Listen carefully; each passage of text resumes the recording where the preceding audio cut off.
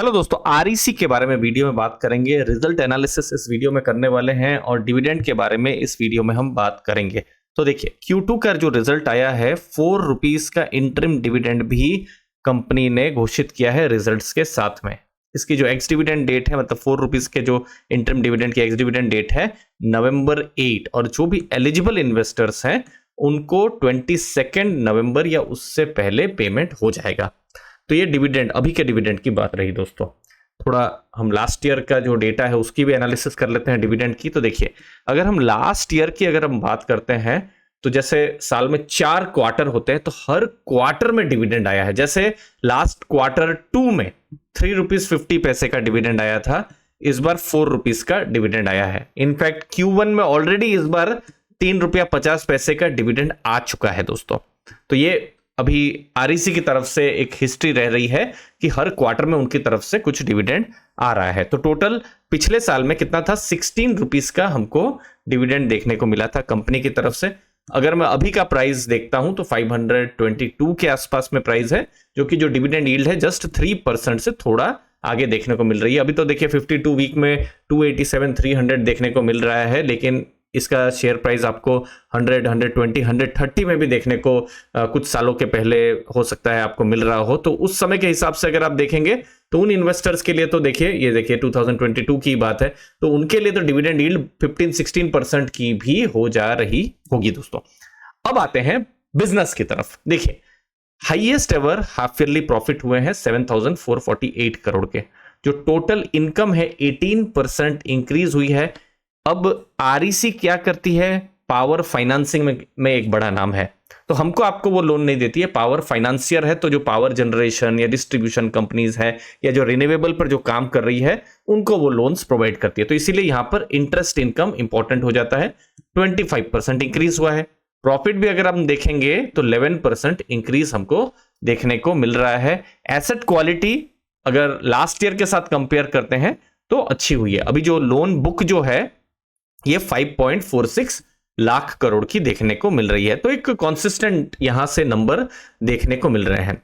अब जो power related जो बहुत सारे जो गवर्नमेंट की तरफ से रिफॉर्म्स हैं या जो योजनाएं हैं, उस पर आरईसी एक तरीके से नोडल एजेंसी भी है। जैसे सौभाग्य स्कीम हुआ या एलपीएस या आरडीएसएस या सोलर रूफटॉप, इन सब में आरईसी जो है वो नोडल एजेंसी है।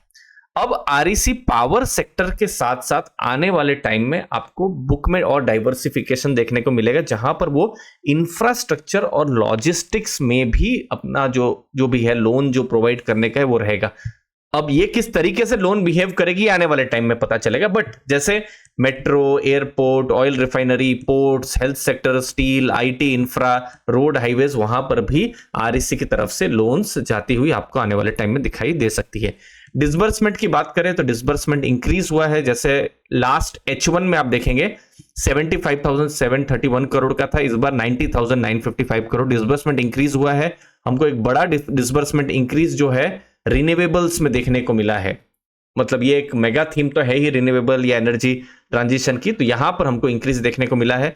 अब कितना बड़ा लोन बुक है तो देखिए 5.46 लाख करोड़ का लोन बुक है, जो कि लास्ट ईयर 4.74 लाख करोड़ का था। तो जो AUM है इतना वो मैनेज जो है वो कंपनी जो है वो करती है। रिन्यूएबल अभी भी बहुत छोटा पार्ट है, लेकिन ये स्टीडीली इंक्रीज हो रहा है, इनफैक्ट फास्ट इंक्रीज हो रहा है।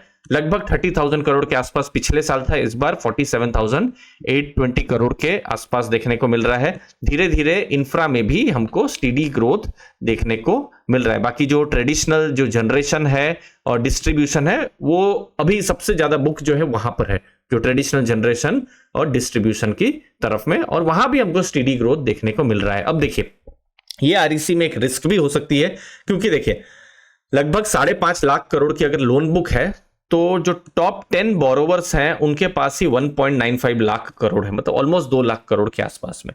तो जो लोन का कंसंट्रेशन थोड़ा ज्यादा हो जाता है। अब देखिए, चूंकि हमको आपको लोन नहीं प्रोवाइड करती है आरईसी, वो एक बड़ी डिस्ट्रीब्यूशन कंपनी को लोन प्रोवाइड करेगी, जैसे तमिलनाडु जनरेशन डिस्ट्रीब्यूशन या महाराष्ट्र स्टेट इलेक्ट्रिसिटी डिस्ट्रीब्यूशन या again Uttar Pradesh power corporation, देखिए 18,000 करोड़ की लोन, 27,000 करोड़ की लोन, 34,000 करोड़ की लोन, 10,000, 12,000, 15,000 करोड़ की लोन, बड़ी बड़ी लोन्स वो प्रोवाइड कर रहे हैं। तो इसमें से अगर किसी डिस्कॉम की अगर हालत या जनरेशन कंपनी की हालत अगर थोड़ा सा खराब हो जाए तो बुक्स पर असर पड़ सकता है। तो ये चीज हमेशा हमको क्वार्टर ऑन क्वार्टर देखना भी है। अभी तो ऐसा कुछ देखने में नहीं लग रहा है रिस्क, लेकिन इस पर नजर रखनी है।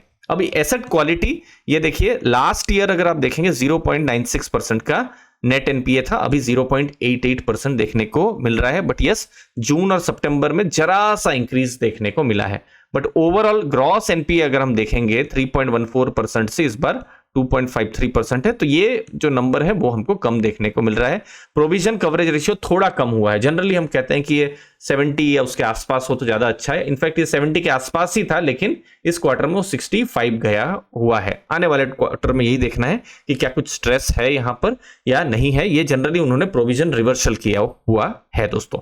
तो आरईसी की अगर हम बात कर रहे हैं तो एनर्जी ट्रांजिशन थीम, और उसमें एक बड़ा पावर फाइनेंशियर है, आरईसी हो गया या पावर फाइनेंस, पीएफसी, वो लोग हो गए। तो डिसबर्समेंट हमको रिजल्ट में देखने को मिला है, इंक्रीज हो रहा है। इंफ्रा अभी छोटा है, लेकिन धीरे धीरे इसका कंट्रीब्यूशन इंप्रूव हो सकता है।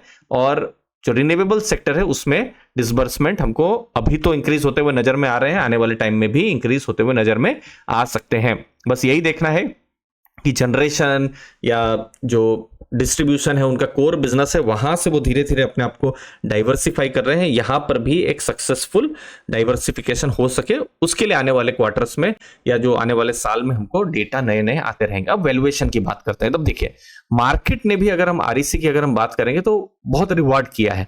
ये 3 साल का ही डेटा देखिए, 3 साल पहले यही नवंबर के टाइम में 114, 115 का प्राइस था, जो कि अभी अगर आप देखेंगे 4 टाइम्स 5 टाइम्स तक वो बढ़ गया है। तो यस, यहां पर जो प्राइस टू बुक उस समय में थी वो कितना था, 0.6, 0.7 का प्राइस टू बुक था। अभी आप प्राइस टू बुक देखेंगे 1.9 का है। तो हिस्टोरिकल लेवल से थोड़ा महंगा हमको देखने को मिल रहा है। 10 ईयर का भी अगर हम डेटा देखते हैं, जैसे 2015 में देखिए 1.3 का प्राइस बुक था, फिर देखिए अगेन 0.6 हुआ, अगेन 1.4 का प्राइस टू बुक हमको 2017 में देखने को मिला। लेकिन 2018, 19, 20, 21, 22 और 23 तक भी एक थोड़ा बहुत समय तक हमको प्राइस टू बुक 0.6, 7, 8 या मैक्सिमम 1 के आसपास देखने को मिला। लेकिन अभी आप देखेंगे थोड़ा हाई वैल्यूएशन देखने को मिल रहा है। बट यस, जो पीक वैल्यूएशन तो ऑलमोस्ट 2.5 था, उससे तो अभी नीचे देखने को मिल रहा है। अब ये आने वाले टाइम में मार्केट ही डिसाइड करेगी कि यस, एनर्जी ट्रांजिशन एक हाई ग्रोथ थीम है।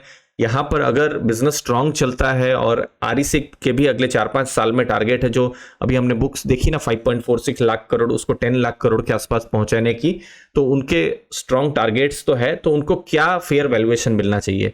हिस्ट्री में हमने देखा हुआ है 0.6, 8, 1, 1.2 के आसपास प्राइस टू बुक मिला है, लेकिन अभी थोड़ा 1.9 के आसपास प्राइस टू बुक है। तो क्या ये जस्टिफाइड है, क्या ये महंगा है? तो दोनों तरीके के या दोनों तरफ से आर्ग्यूमेंट्स हैं, आने वाले टाइम में मार्केट ही डिसाइड करेगी। दोस्तों, आपके कीमती समय के लिए बहुत बहुत धन्यवाद। थैंक यू दोस्तों।